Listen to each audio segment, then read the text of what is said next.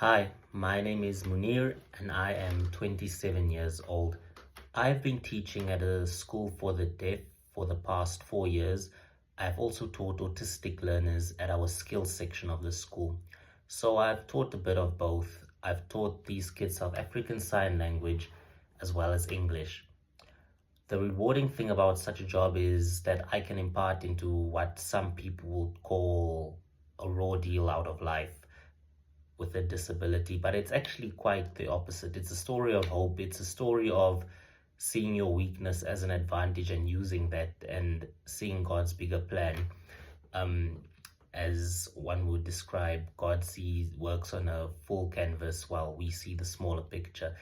To put it in one sense, I'd say it's also rewarding for the fact that I asked God for that job a long time ago, and the fact that I was put on a path and allowed to teach at that school is a testimony to myself and to whoever I meet, that I get to say that I work for such kids, and it will always be an honor to me, and the story of how I started my teaching career and how I got to meet the most amazing people in the world.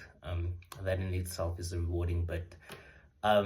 Challenging bits of the job is, well, firstly, it is teaching children who are deaf. I'm not gonna lie that it is a challenge.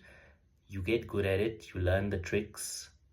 However, it isn't just that, it's more like the concern as to, in the long term, will what I be teaching this kid help them in the future? Will they use what I've taught them? So it is always that concern. It's teaching differently to as how I could talk to someone and just tell them, learn ABC.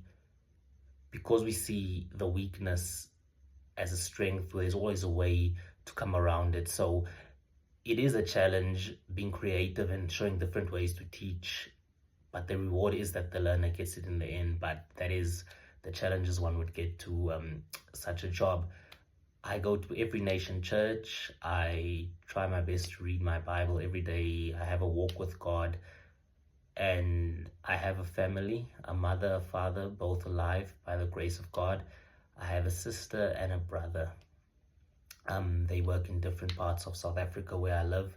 And yeah, that's me, my church life, my family life, and my work experience.